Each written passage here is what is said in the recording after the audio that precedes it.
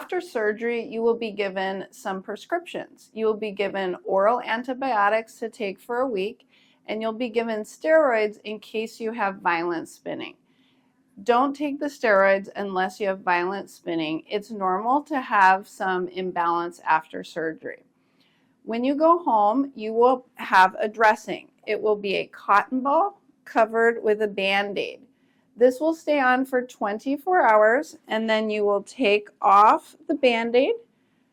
You will remove the cotton ball, and you will replace the cotton ball only as needed. The middle ear space will be filled with blood, and the ear canal will be filled with ointment.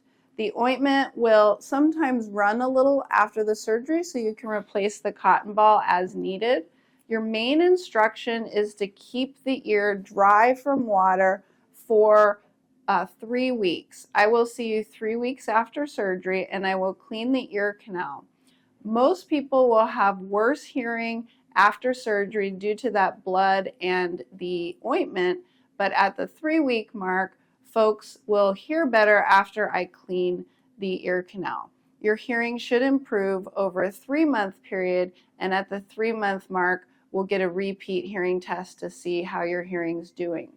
Some other instructions to follow other than keeping the ear dry is if you have to sneeze, make sure to just have an open mouth sneeze so you're not plugging your nose so that pressure doesn't go up into the ear, and don't blow your nose violently, and no straining during those 3 weeks. You are able to fly after a week.